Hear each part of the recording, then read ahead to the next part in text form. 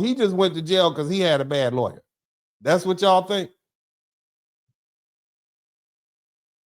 They say the lawyers got outworked. Mm-hmm. They said the lawyers sold him out. Ineffective assistance of counsel. It's one of the hardest claims to win. Do you not know that if ineffective assistance of counsel was easy to win, it would be part of the legal strategy? Do you not realize that that's what would happen? Lawyers all, well, we look like we're gonna lose. What I'll do is I'll just come to the courthouse drunk and then just sleep through the opening and the closing and the cross-examinations. You realize that? But anyway, it's one of the hardest claims to win, and it comes from a case called Strickland v. Washington. And under this case, the Supreme Court, the defendant has to prove two things. Somebody type two things. First, he has to prove that the lawyer's performance was objectively deficient. And what that means in plain English, that means the lawyer's work was so damn bad, not just questionable, not just unpopular, like you all is unpopular, right? Right? Not just unpopular, but outside the range of reasonable professional judgment. Okay? Second, the defendant has to prove prejudice. What does that mean? That's a hard one.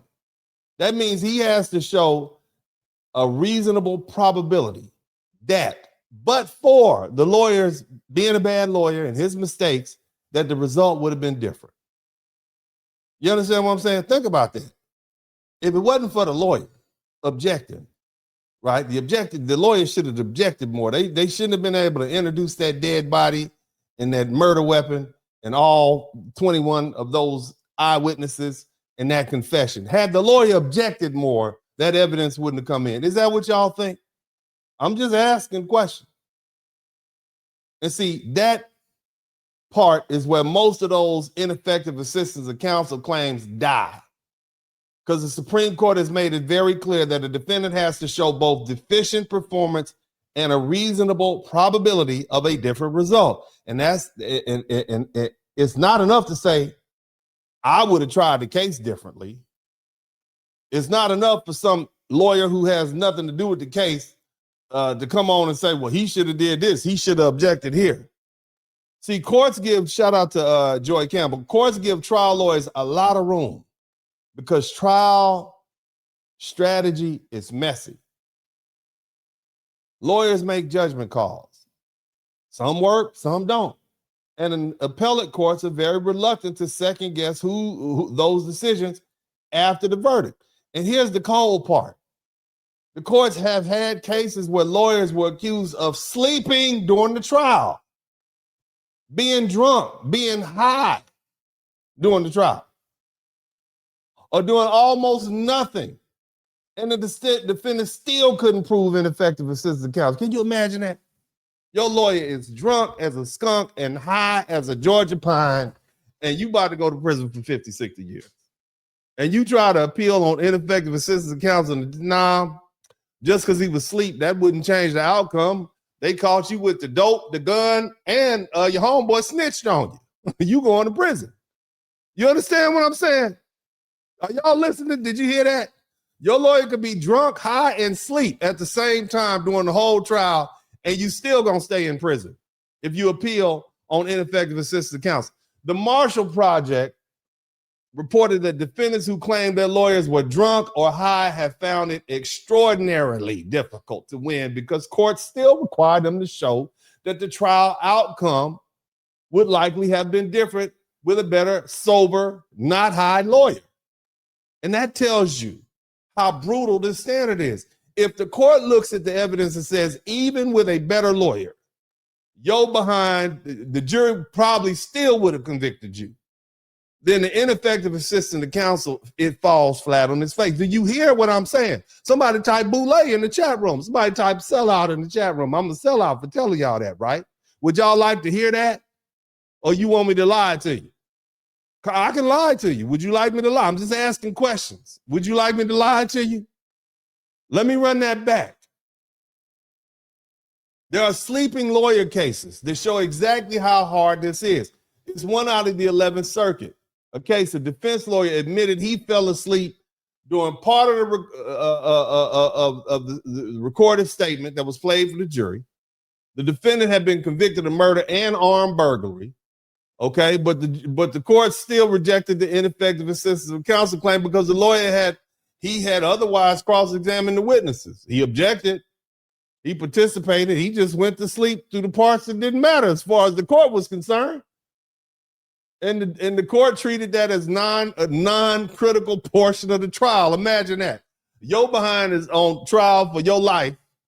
And the court said, well, that wasn't even critical, man. Yeah, he could take a nap during the recorded statement played for the jury. That wasn't important. They turned the lights out. He went to sleep. He loosened his tie up, got his little water. He's sitting there snoring.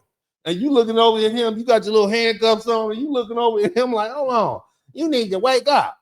Oh, that's not important. And so he appealed it. And they said, nah, that wasn't important. He objected a couple of times. He cross-examined some witnesses. He could take a little nap. This is a murder trial. Think about that. A lawyer fell asleep in a murder trial and the conviction stood. So when people say Karmelo Anthony's lawyer should have done this, or Karmelo Anthony's lawyer should have done that, he should have objected more, understand how far away that is from winning an effective assistance. You got to show more than just bad optics. You got to show constitutionally deficient performance and actual prejudice. Now, let's talk about an extreme. I'm going to give you an example where you can do it. This is an extreme case where the sleeping counsel came. It led to some actual relief. The gentleman's name was Calvin Burdines. It was a Texas death penalty case. It became famous because the lawyer slept through the substantial portion of the trial and the sentencing.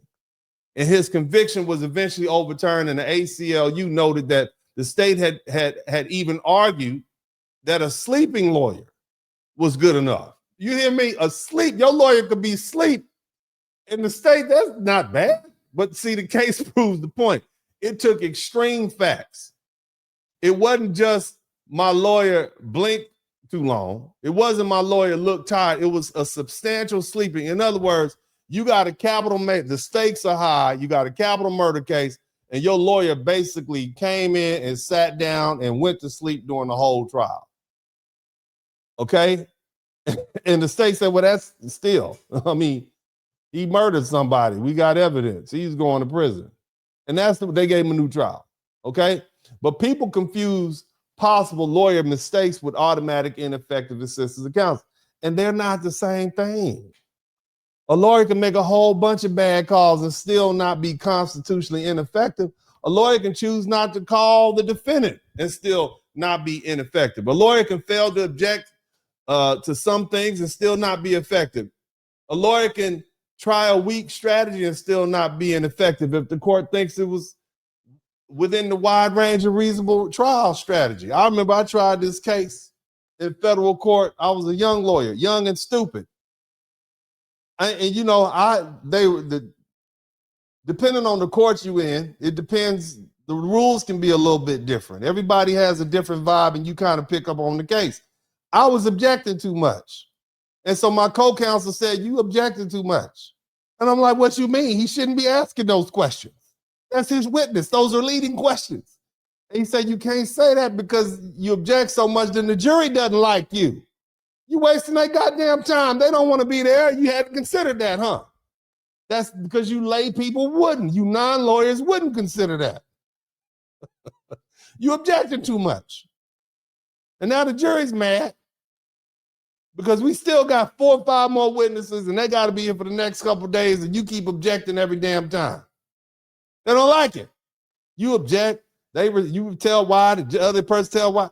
The opposing counsel explains why your objection should be overruled and the judge rules, and then they get back to the questioning. That takes a long time. So again, that's the truth. There may be a strategy behind not calling Karmelo Anthony to the stand. I don't know what it is. I can imagine.